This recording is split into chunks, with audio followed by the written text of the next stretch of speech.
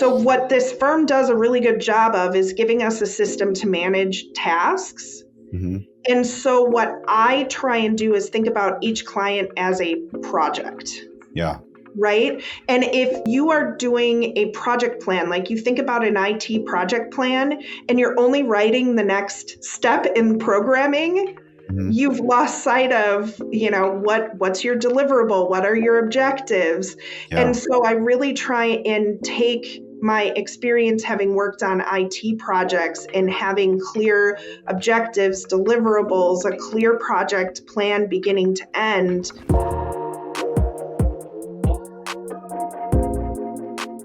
Well, hello and welcome to the J. Sterling Hughes Show, where we share how we have built our family law firm from 0 to 25 plus attorneys and 15 million in revenue, all in the past 10 years. And my purpose here is to document what's working and what's not working, with hopes that you can take that and you can recontextualize it and shorten your success curve. I'm your host, Jeff Hughes, and today's show I have a guest with me, Tiffany Vogel. And Tiffany is annually our top performer here at Sterling Lawyers, and we have an incredible conversation coming up. So Tiffany's one of our partners. Let me just spin Tiffany's an extended intro here, because there is a wealth of nuggets and great information to share with our audience here that I want to tease out what you're going to be sharing here, because it's really, really good. So Tiffany's one of our partners in our Appleton office, which is a small metro area here in Wisconsin, in the north central part of the state. She is going to talk about how she has collected, now listen to this,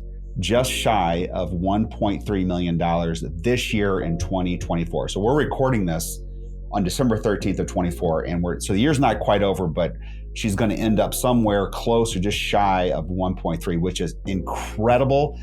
For anyone to do that in a year in any metro, but to do it in a tiny metro of Appleton, Wisconsin is incredible. And so Tiffany is an amazing attorney who has learned how to create an efficient, team-centered practice. So what you're going to be hearing about is a couple things here. One is that I remember interviewing Tiffany back in 2019 when she interviewed, and after she came on board, and within about a year, the light bulb went on for me. Her hiring and her performance helped me understand the perfect bullseye target for our hiring processes for lawyers. She came in with some life experience, very hungry, chip on her shoulder, wanting to prove herself, and a combination of those things are what really we look for in a lot of our new hires, because that has been a formula for a lot of success for our firm. So she's going to talk about that.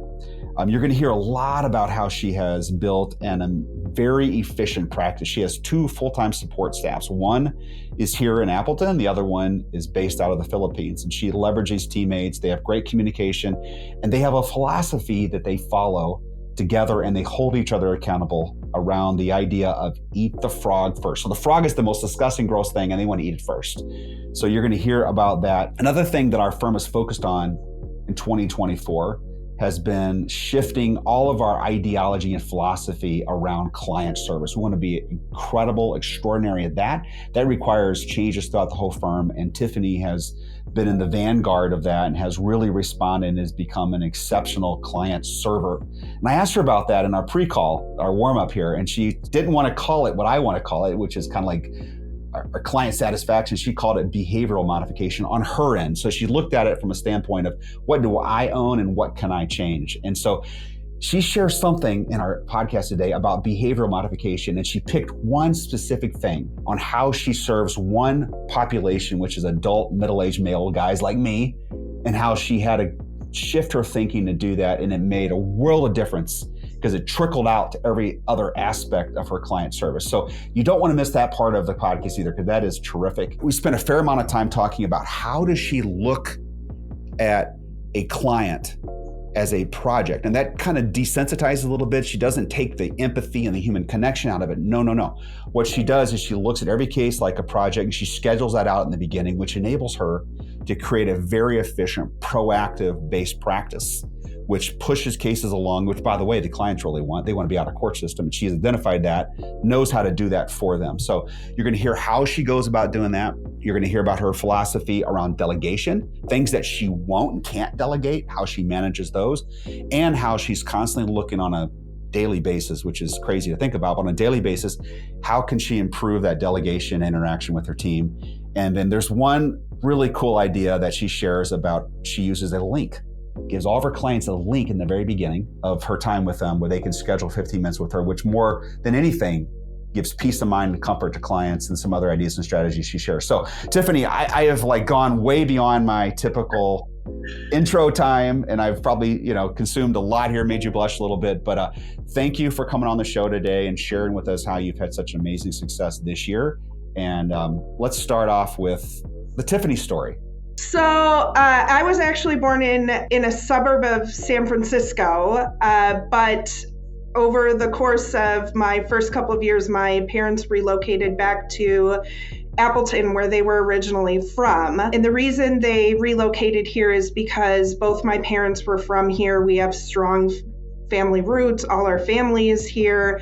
And my mom was pregnant with my youngest sister. So ever since then, my parents have lived in the exact same house. I don't know that they'll ever sell it. Wow. They talk about retiring and moving, but we've been here ever since. So I started at UW Fox Valley, which is closing this year actually.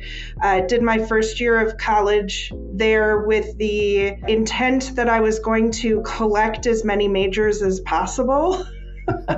So Like I was sort of thing? What was that? Like a lifelong student sort of mentality? Absolutely. That's been me since day one. I've always had a really strong interest in science, art, or the arts, I should say, primarily music, and always been a really strong writer, and so just had way too many interests to be contained by any one major. So I went to UW Fox my first year, and then I transferred to UW Stevens Point. I went there. The only reason I finally decided it was time to leave college is because they only give you student aid, or did at the time, for so many years. And I was no longer going to have student aid to allow me to continue to stay in school.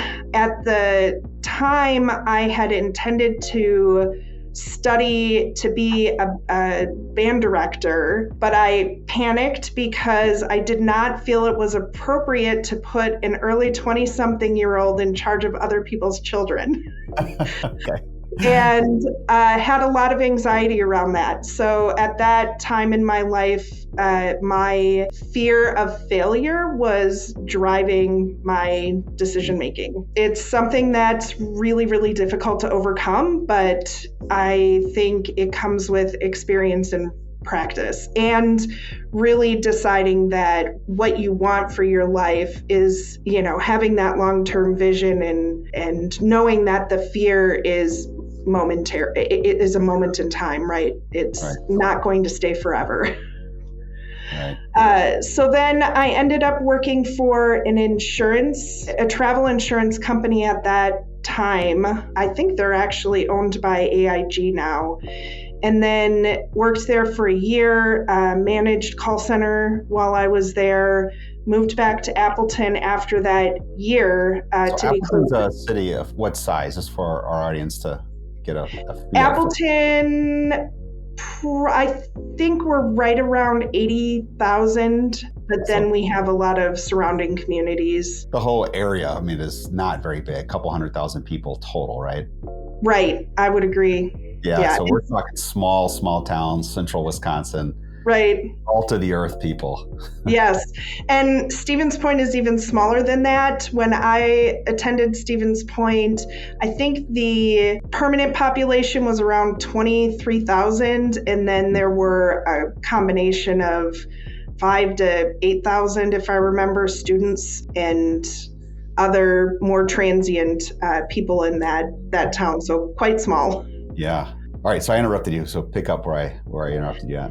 Yeah, so I ended up back in Appleton. I worked for a mail machine company in a call center. One of the most fun things I did there was we worked in a pod of 2 people, and I worked in the inbound call center. So we were taking calls on accounts, and my pod teammate and I decided that our jobs were kind of boring, and that we wanted to add a little friendly competition. And so we started a weekly competition to see who could, by luck of the draw, just random, whichever calls you get, but if there was a past due account, who could collect the most money on past due accounts. Okay. So I think this sets up the type of personality I have, in that, I'm taking notes here. We're going to look for these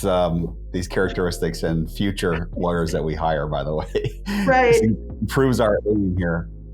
Right. So he won once, I think, but generally I was the winner because I was really determined to collect on these accounts. And about what year was this, Tiffany? That would have been 2002-ish. Okay. Long before I went to law school, so we're getting there. Yeah. But after I left that job, after the music and environmental ethics major. Yes. Yeah. Okay. Yes. Okay. My undergraduate degree was complete at that point. Actually, I'll go back for just a second to that. I had a double major, music and environmental ethics. I was maybe a class or two shy of getting a biology, chemistry, and French minor. Oh my goodness. Okay. So am I hearing 3 minors plus 2 doubles? Yeah. Double? Okay. A double, yeah. Wow. After I left Pitney Bowes, which was the mail machine company, I went to work for Thrivent, which is a Fortune 500 company. They're unique in that they're a fraternal, so you have to have membership criteria, and people who purchase insurance from them have to meet that membership criteria. Learned a ton at that job. So there I started in the call center again, worked my way into a back office position called a business process analyst. So someone who writes and evaluates procedures, works with the system team on developing systems, interfaces with the staff when they have questions or they need certain types of approvals, that sort of thing. So that job, and actually I'll go back even further. So that job was very process driven. I didn't mention that my mother owned a sewing business for a lot of years. And so from the moment I could hold a pair of scissors and operate a sewing machine, I worked for her, and that job was extremely process driven as well. And we were paid on production. So all the way back to late middle school and high school, I was working for my mom doing tasks. I mean, the task was based on my age and my ability, but always focused on how can I be as efficient with my time as possible and make as much money as possible while still producing the quality of goods that were required for her to maintain accounts that she had with large companies. Yeah, interesting. So we're foreshadowing some of this process-driven mentality that you brought into the practice. Yes. Yeah. So you decided to go off to law school, and what year was that you entered law school? 2015. And okay. You were part-time, if I recall, right? When you went? Somewhere between full-time and part-time. So the program I was in was designed to be done in 4 years. I actually graduated in 3 years. Okay. Like a normal load then, I guess. Pretty close, yeah. You went through the summers too, as I recall, right? Yes, I worked full-time. The program I attended was the first with a provisional approval from the ABA, a hybrid program where it was part online and part in person. Okay. You were at Thrivent, and I think you were a paralegal. Am I pulling this out of the memory bank correctly? You're correct. After I was a business process analyst, I became a paralegal, and I had enough attorneys at Thrivent ask me why I hadn't gone to law school, and then this hybrid program was just getting off the ground, and it allowed me to continue working and not have to relocate my family while I went to law school, so it was a perfect storm. Wow. So you're hustling, working a full load, taking classes at a full load, a mom, a wife, all is going on during these 3 years. Yes, and one of the semesters, my daughter also had a medical crisis, and so I was managing that for a semester as well. How to support her and her need to see specialists, as well as working full time and essentially a full class load. Wow. So you graduate from law school. Yes. And what happens next? So, unfortunately and fortunately, right, this is, do you choose to put the silver lining on something or see it as a bad thing? There wasn't space for me at Thrivent, and so I ended up working for a business transactions law firm for a year out of college. And I'm grateful for the experience in that it helped me define what I didn't want in my legal career, but it was not a good space for me. I realized pretty quickly that I have a much deeper need to connect with the people aspect of lawyering and not the transactional accounting aspect of lawyering. Okay. And their loss became our gains. This is where the story gets fun. Yes. Okay.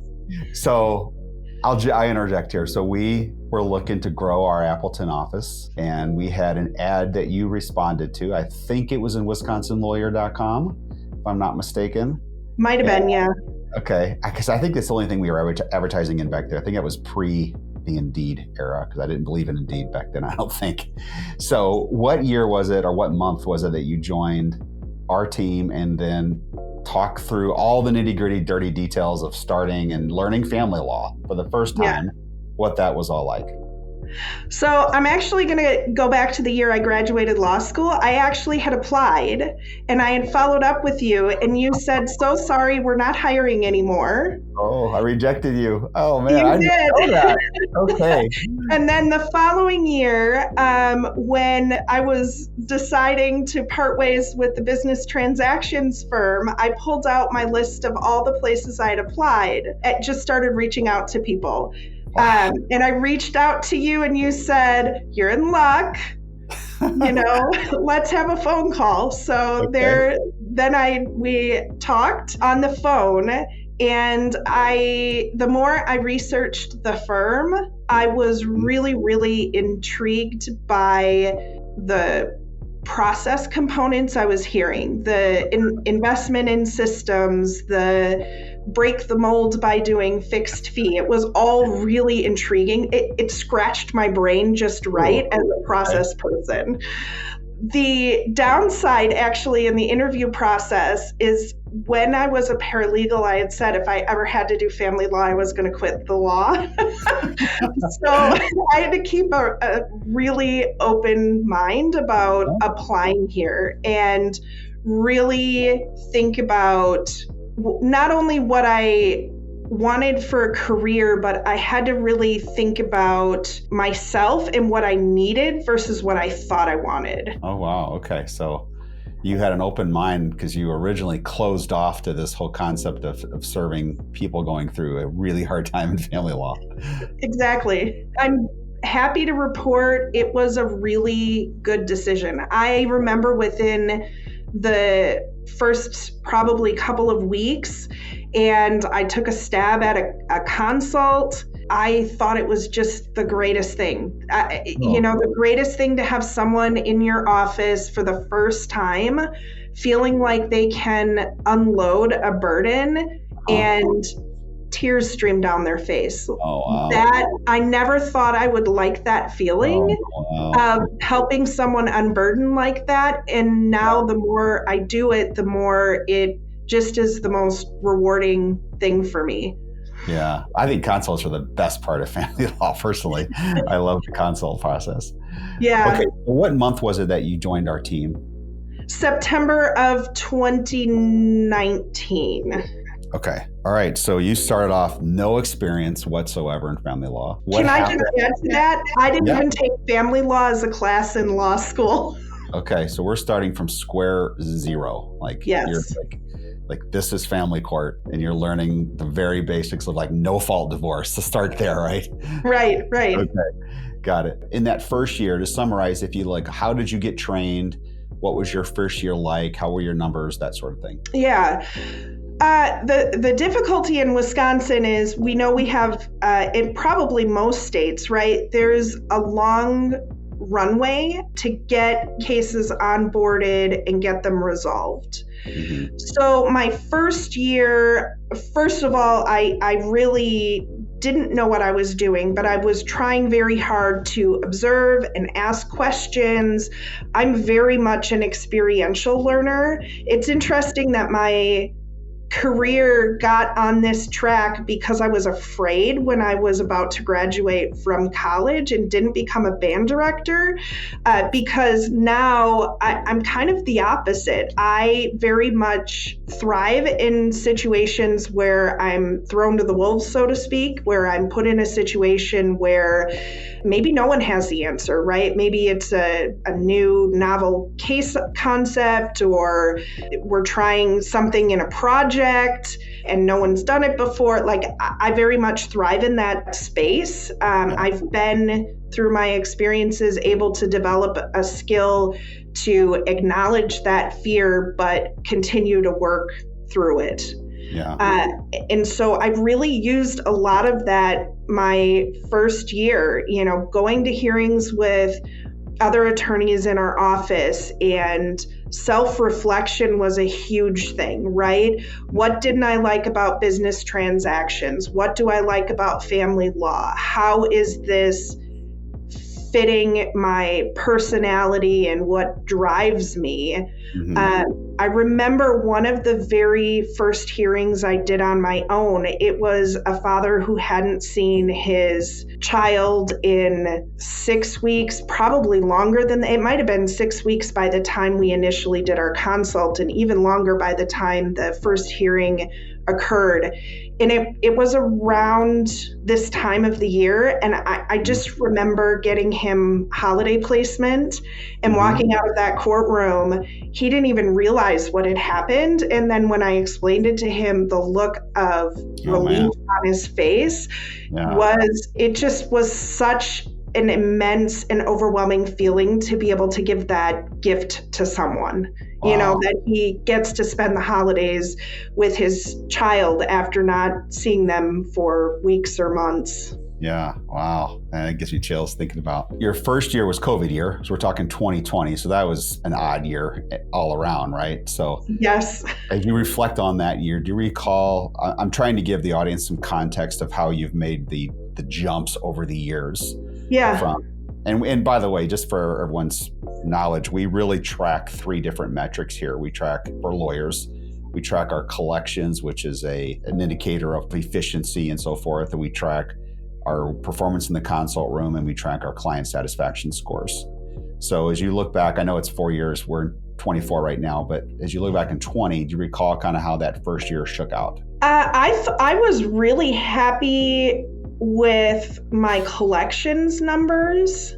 NPS, at the time, I'm going to be honest, I ignored. I didn't think it was something I could actually influence. What's our consult rate? Oh, consult rate. That was hard during COVID because we had so many people contact us for consults that were in really bad living situations. But because of COVID, because of the financial effects, I felt pretty powerless to help them. And I think, I don't remember what the numbers were, but I seem to recall that there was, it just had an effect on every business, I think, including ours. People were hesitant to pull the trigger on filing for divorce during COVID. Yeah, it was especially during those months of April, May, and June. Right. And end of the year, it kind of swung back a little bit, as I recall. So that was your first full year learning family law. We get into 21. And do you recall how things went for you that year? 21, I did extremely well. If I recall correctly, by 2021, I think that was the first year I had the highest collections in the firm. It was either 21 or 22. Mm-hmm. As you and I know, the other attorney in our office, who is extremely competitive, had been running numbers all year. And here's me just trying to keep getting through the day because I'm still learning my job.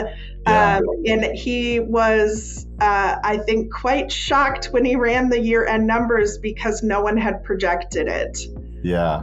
And I wasn't paying attention. Hello, Jeff here. My team and I have built a family law practice resource website at jsterlinghughes.com. That's jsterlinghughes.com. And it is loaded with all kinds of information and downloads and educational content to help you build the family law practice of your dreams. So if you haven't, please go to my website, subscribe to the newsletter, and I promise each week I'll send you valuable content that will help you build a beautiful law firm, as well as share with you news and developments happening around the United States that impact the practice of family law. Okay, so that was Jeff Morrell. Now, I had him on as a guest a couple months ago, 7 or 8 months ago, where he crossed the $1 million threshold. You now have crossed or bumping right into the 1.3. So you've blown his numbers out of the water. And so let's just kind of cut right to the chase. And how in the world do you do that? Talk about your processes, your staffing. How big is your staffing that supports you? How do you handle consults and all that? Because you're doing this, you're not as a part of a lawyer team. You're doing this on your own as a lawyer with support teammates. So how do you do it? Right. Right now, our model is that we have people to manage people, not on my team. So I want to be upfront about that. I do spend time managing the team, but I'm not responsible for, or directly responsible for hiring, firing, and performance plans, that sort of thing. On my team, I have one full-time paralegal, a bit unique in the firm in that she is assigned to me full-time. She does not support any other attorneys in our firm. What's her name? Olivia. Okay. And then we just started piloting within the last 6 months, we've been developing and piloting a virtual legal assistant role who is Bing. So these two people support me full time. Mm-hmm. So Bing is in the Philippines and Olivia correct. is there with you locally in Appleton. Yes. Okay. And have these two ladies been with you all year? I know Bing just recently, as in a few months ago, joined your team, but Olivia's been with you all year. Yes, she started on my team. I think we just had our 2-year anniversary, or it's this month sometime, working together. Yeah, got it. Okay. And outside of that direct, like serving, helping you on your team, is just those two ladies. Obviously, we have a marketing team and we have an intake team and all that, but. Right. And I occasionally get help or leverage help from 2 associates on our team if there's a good learning opportunity, or it's pretty rare that they would cover any hearings for me or, start to finish handle any task for me. Okay. So what does a day in the life or a week in the life of Tiffany look like? I think the biggest thing is figure out when you are going to have desk time to prepare where you're not being interrupted. Mm-hmm. People on our team like to point out that they think I keep crazy hours. My desk time largely is before the workday begins because I want to be able to start with the task that is the most difficult, really needs to be completed. Anything that is urgent carryover from the day before. One thing I've implemented with my team, in fact, we got out of the habit of it. We're getting back in the habit of it. I just sent a message to them today. Think about your frogs. So I know there are lots of podcasts and good materials about eating your frog one bite at a time. So always creating awareness within your team. Every person should have a frog. What's the thing you're procrastinating? What's the thing that, if done, would lift the brain weight and free up space so that we can do other things, plus keep clients happy? Yeah. You're referring to the metaphor of eat the frog first because it's the worst, grossest thing you'll do. of the day. Yeah, right? yeah. Okay, Yeah. got it. Yeah. I think I said one bite at a time. I'm notorious for getting Well, you can eat it one bite at a time as long as you eat it first. Right. You got to eat it first, one bite at a time. You can swallow it, I guess, if you got a big enough gullet like me. But okay, so I interrupt you. You're talking about the principle of the grossest thing you have to do, the thing you were putting off or you procrastinate the most on, you do that first, you and your team. And Yes. You're trying to just instill that as like the ethos of how your team operates. Yes. And in fact, sometimes when I can tell there's procrastination occurring, either myself or someone on my team, I don't even have to say anything. I just go grab a picture of a frog off the internet and send that to someone. Okay. That's either me committing that I'm not leaving work until I've eaten my frog. And if I've procrastinated all day, well, I guess that means I'm eating dinner late that night. Yeah. Or my team knows when they get that, like that's my check-in to see where they are on the task that they've committed to completing that day. Do you have a sense, Tiffany, of how many files you've closed in 2024? Oh my gosh. I have probably around the 200 mark. Would that be about right, you think? Probably. Okay. From a standpoint of consults, because when people see your performance, the immediate reaction is, oh, she must work 95 hours a week and every client's pissed off at her because she has no time to spend with any of them, which is absolutely not true on both counts. So I don't want to drill into those and be real about them. Of course, I don't want to like candy coat anything here. So right. From the standpoint of how you manage that many files with your team, I mean, fixed fee is a big part of it, right? Because you're not required to grind hours. You're required to grind out results. And if that happens in a short amount of time or a long amount of time. So starting with the consults, how many consults are you taking? Are you going through the consults for all of those individuals, those clients? Or how does that work? I think that's another great call out of someone who's not directly on my team, but I directly benefit from. So I do a combination of my own consults and then also receive handoffs primarily from our consult team. And I know going into next year, I've looked at, the cost to me of doing my own consults versus that team. And the benefit of having that team continue to do the consults for me outweighs the time I would invest. Now, I'm still working with my current team, so Bing and Olivia, to maximize my calendar time so that I can do both, right? I want my pipeline as open as possible by doing as many of my own consults while still serving my current clients, plus getting those handoffs from our consult team. Okay. You're referring to our consult legal assistants who, and it's blended. It's about a 50-50 ratio right now of the total consults our firm does. Half of them is done by non-lawyers on our CLA team and half of them are done by our lawyers, roughly. Right. It ebbs and flows. It goes 60-40 sometimes, some weeks, but in that range. Right. And some of them are doing the consult, passing the client over to you once the client funds. Right. And meeting them. Okay. Got it. And so in a given week, how many consults are you doing personally? Well, my plan going into the busy season, it's December. It's not a great indicator because our consults tend to be lighter this time of year. But going into our busy season, so February, March, April, I would shoot for 8 to 10 consults a week if I can swing it with my caseload and court appearances. Mm-hmm. Okay.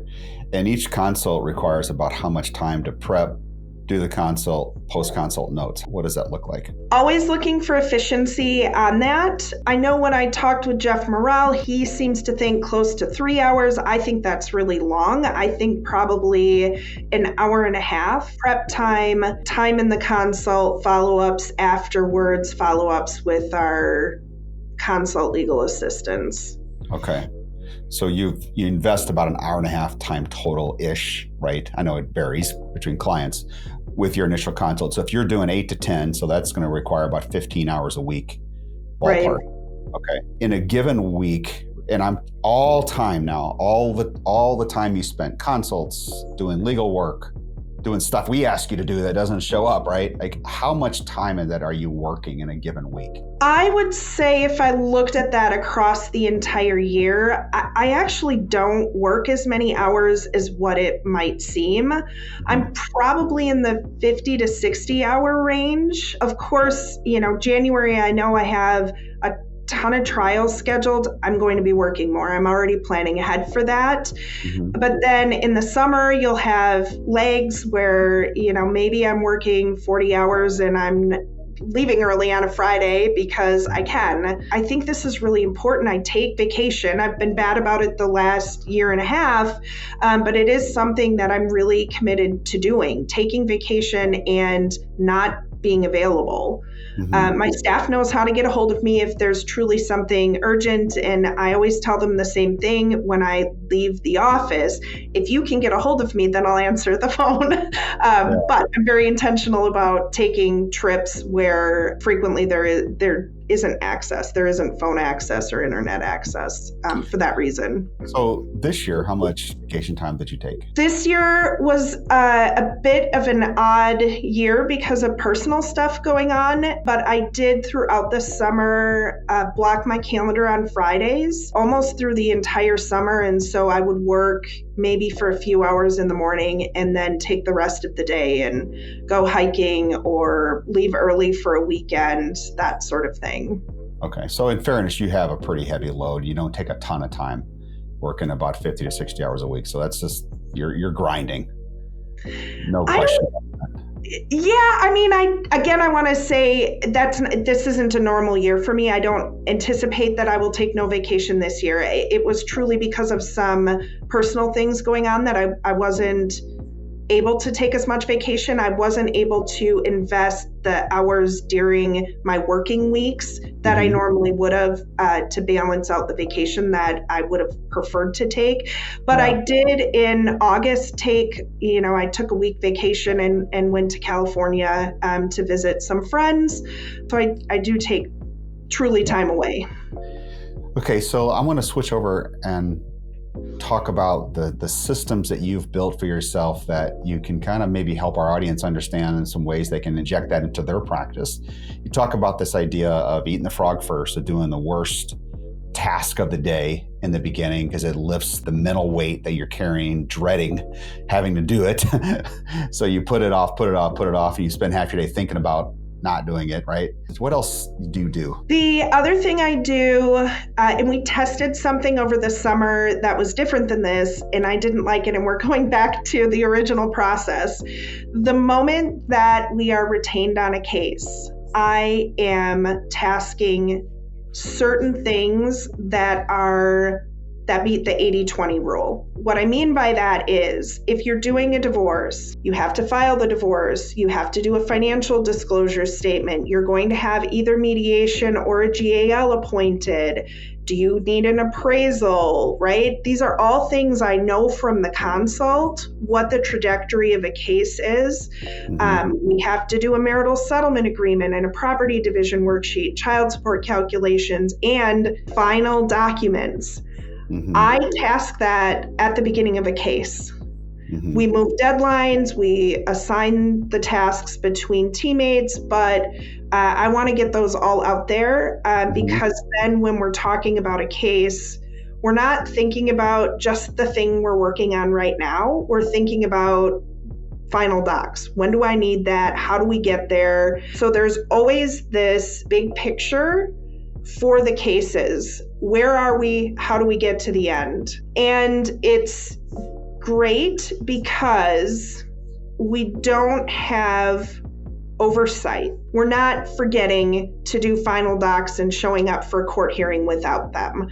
We're not, having a case sit for weeks or months because the client's not barking at me and I don't have a task for a marital settlement agreement. So putting that all in there. Task the marital settlement agreement right at the beginning? I task it right at the beginning. Okay. Wow. Okay. Yeah. So like here in Wisconsin, we have a 4-month waiting period. So that's very rare to start on that document day one or week one. I'm not starting it. I'm creating the task, but I typically put it out about 90 days. Okay. Yeah. And again, if we're not at a point of drafting that in 90 days, then I'm having a conversation with my team. What do we need to do to get to the point where we're drafting that? So what this firm does a really good job of is giving us a system to manage tasks.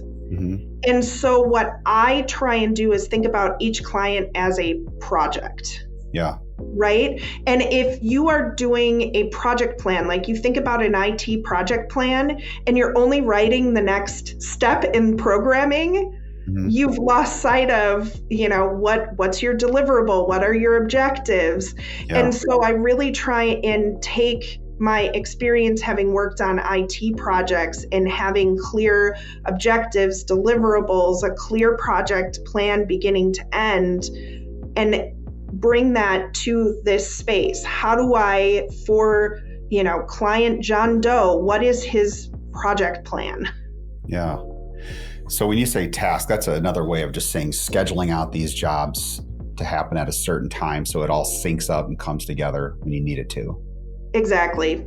Yeah. And one of the things I want to point out here that you're exceptionally good at is this concept of practicing with a proactive mindset. So you take the initiative in every one of these cases. You're the one that drives the agenda, pushes them along. In some cases, I'm sure even more than the courts do. You're pushing toward a resolution from the very minute you get a hold of that case.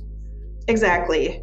Yeah. I'm not waiting for the court. So in fixed fee, that's a key factor, isn't it? To be proactive, because you're not paid for the time in the case, you're paid for the result you deliver to the clients. That's your deliverable. Is get them out of the court system. That's what they want. Exactly. So all of your systems that you've built in your practice, they start with this concept of you're treating every case like a project. You've done these same projects over and over again. So you've really boiled it down to the essence, and you'll schedule out that whole project the day you get the case. Exactly. Okay. There are exceptions, right? But I'm not building a process for 100% of the variability. I'm building it for 80%. So we have cases where I'm getting retained late in a case and I need access to the case file before I can come up with the project plan. But generally speaking, this is how I approach every case. Even when I'm retained late, I want to get to that point where I can tell the client, I've thought about where we are now, where you want to be, and how we get there. What are those steps? So let's talk about delegation, because you couldn't do what you do without a really strong team, and Olivia is a stud. I mean, so let's just acknowledge that right up front. What is your philosophy and approach toward delegation? How much of it do you do? How much are you holding on to, Tiffany? Because I know a lot of lawyers have a really difficult time letting go of some of the languaging for the MSA, for example. And I know some lawyers won't let even their assistant do the financials, which is silly, but that happens quite a bit. So what's your philosophy on it? Well, my background is actually another piece here where I feel very fortunate to have had background as a paralegal in a very large company for 10 years. I worked very autonomously, but under the supervision of an attorney. And there was always a lot of research done in that corporate setting about exactly what paralegals could and couldn't do. What does it mean to be supervised? And I brought that with me to our practice here. So I am one of these attorneys who is always challenging the paralegals to expand their definition of what it means to practice law, because I think that there's still more opportunity to be had in this space. Wow. Okay. I am not someone who wants to own things. I just was talking with a friend of mine this week, and they said I come across as so detail-oriented. I said, actually, the details cause a lot of anxiety for me because I am a big picture thinker. I'm this, big picture strategic thinker. And so when I think about tasks that I can delegate to my paralegal, we've had conversations. I'm the strategic thinker. I need you to be detail-oriented. Okay. If I draft something, assume it has typos in it. It was one of the reasons, going back to why am I not in business transactions? Because that requires a level of detail orientation that's difficult for me. And so having those open dialogues with your team about what each person's strengths and weaknesses are is really important. And I think the other thing too that I have always been very clear with my team, my job is not to make your job harder. My job is to make your job easier and serve the clients better. Yeah. And so I have tried very hard to develop a team where they are very willing to bring me feedback, where I encourage feedback, where when we have team meetings, I'm bringing a list of, hey, can we try this process improvement? And they're bringing a list with additional process improvements, and we're creating this constant dialogue about what moves the needle. That's so hard to get my head around, because if you're constantly improving your processes, you can do less work for more result over and over again. But it takes a special thinker and a discipline to stay with that. So do you have any tricks or what methodologies that you follow to do that? I think the biggest thing is, well, two things.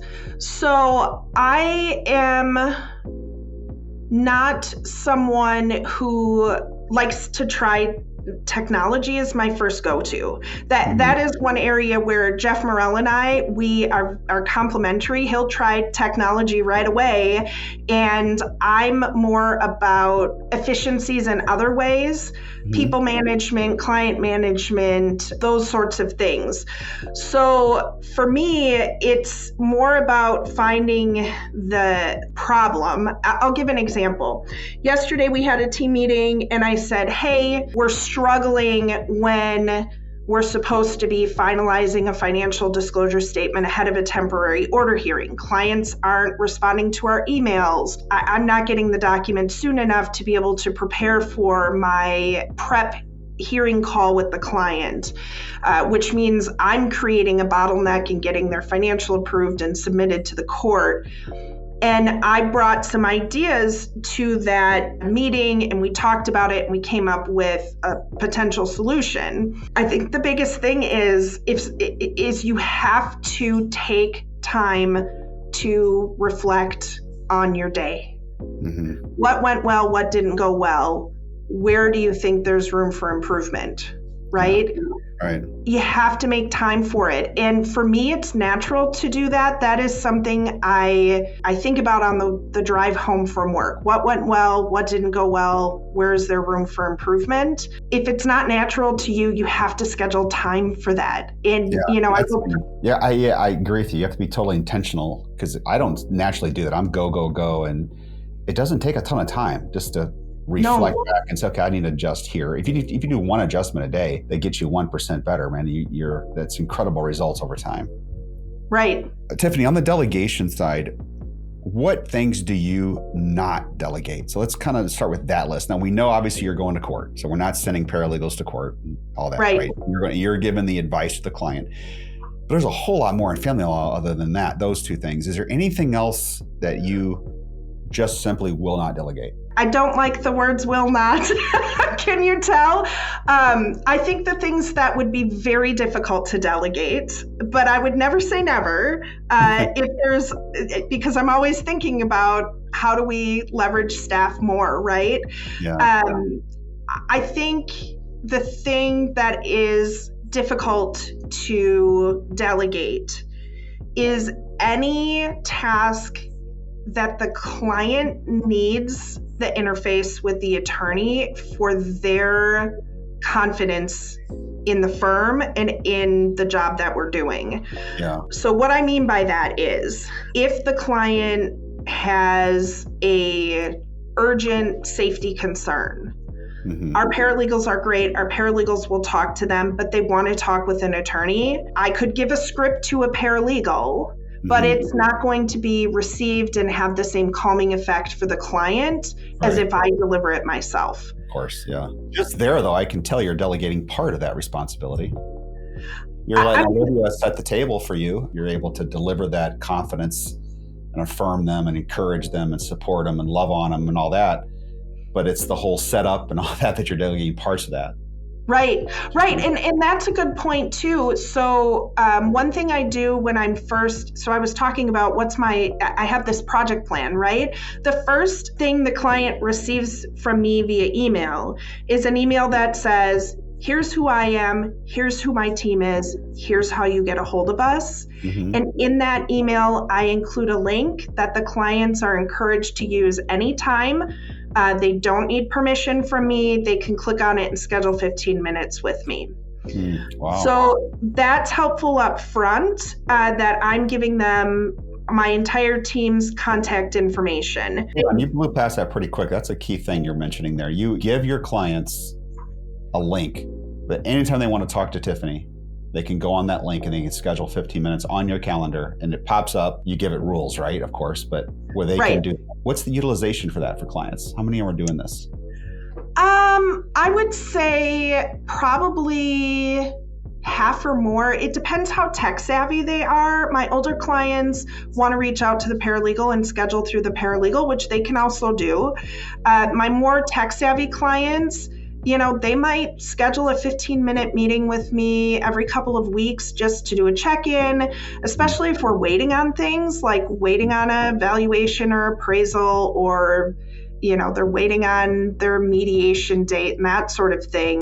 The clients who use it really like it. It's a little frustrating for them, I think, sometimes if I don't have availability, like if I have a trial coming up, my calendar tends to be full and it's hard for them to find a time, but that's not the only way that they can reach out to me. And I also let them know, so it's set up for 15 minutes. If they need more time than 15 minutes, they can ask for that. They just can't schedule that themselves. Okay. Wow, that's a good parameter there. Okay. You earlier this year, our firm, and really kind of coming out of last year, put a lot of emphasis around shifting our focus from being a marketing-centered firm to being really a client service first in everything we do sort of approach. A philosophical change happened as I stepped back a little bit, and as Katie and Holly and all of the senior partners really kind of stepped into some of these roles.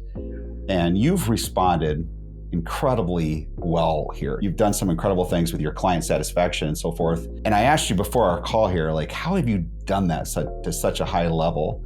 And you use the words behavior modification when it comes to client service. I'd love for you to unpack that for our audience, one, and two, practical steps. I know this calendar linking is one of them, which is a brilliant idea, because I know that probably gives clients a whole lot of just satisfaction and comfort. Hey, I want to talk to Tiffany, I can always get on a calendar. So what else have you done behaviorally modification? It's not like you're a dog or something like that and you got to, so I like how you put that, but what have you done? One of the things I did is, number one, you really have to take the time to reflect on yourself. We talk as family law attorneys, how many times a day am I asking a client if they're seeing a therapist, if they would like a referral to a therapist, suggesting that their kids get in therapy.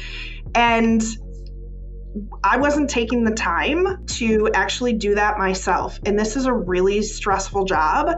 And the reason I bring this up is because I was able to, a combination of working with my manager and saying, okay, the segment of the population that I don't want another one of these clients was middle-aged men. I had a really hard time. I had a hard time relating to them. I had, biases against them and the things that they were telling me. I didn't feel like I had anything I could relate to or in common with them. I really struggled in meeting their needs. They were frequently the ones that were very dissatisfied with the service that I was providing. Wow. So I unpacked that in therapy, quite frankly, and realized that there were things in my past that I needed to deal with where this particular population was a trigger for me. Wow. In addition to that, I worked with my manager to say, okay, this is the population I have the hardest time addressing. Let's come up with a game plan on how I'm going to better serve these people. Wow. Do you recall what that plan was? Yeah. So number one, I had a very short temper with these people, quite frankly. And so one of the things I do now is just acknowledge it in a phone call, right? When my client, and especially this population, is getting escalated in how they're communicating with me, I just call it out. And I'm really calm about it. I wait for a pause in the conversation, and I'll just say, I hear the stress in your voice. I know you're frustrated. I just want to let you know that, I'm feeling stress and anxiety for you. I just want to bring the temperature down a little bit. Because if we continue to escalate and I'm matching your energy, we're not going to be able to accomplish what we need. And I'm here to support you. So it was finding a different way to communicate with this group of people that I felt like I could not relate to, figuring out how to communicate with them differently, how to de-escalate in the moment, and how important a pause in the conversation can be. It's super powerful. And maybe it's a male attorney working with middle-aged female mothers and having a hard time relating. I don't know what it's going to be for each attorney listening to this podcast, but figure out who the population is that you have the most difficult time serving, and really keep asking yourself the question, why? Why am I struggling to serve that population? And then I think once you figure out the why, the steps to resolve that then become clearer, and then it's just a matter of practice. So part of why I identified this population as well is because I figured if I could move the needle for them, then I would be able to move the needle for every client. Okay, so it's like another big version of Eat the Frog. Figure that population. Yeah. Wow. So I'm a middle-aged guy, Tiffany. So I'm going to be listening for these soothing strategies you have whenever you and I talk going forward. You just divulge your secrets to me. Right. I know. So from a behavior modification, that seemed like the biggest lever that you pulled to have these big, vast improvements over the course of it. Wow. And maybe therapy isn't the thing for everyone. It was for me. I needed that because I needed someone else to reflect back to me what I didn't have the self-awareness to identify in myself. If you're someone can do that work on your own, certainly you could avoid the need for therapy, but it was really critical for me. Yeah. I'm a big believer in therapy. I've done my share of time on the couch. So. Right. All right. So for the sake of time, I've asked you a whole lot of questions about how you did it last year. Is there anything I'm not asking you that you feel like would just be that gold nugget for you to pass on to help other attorneys have some of the efficiency successes that you've had? I really just would reiterate self-awareness, asking questions, be curious, be a constant learner. Those are skills that are so hard to teach, but I do believe they are teachable, and I believe that those set the foundation for having a really successful practice and being a really successful attorney. Wow. Thank you so much. This has been a great conversation. I appreciate your time today. Yeah.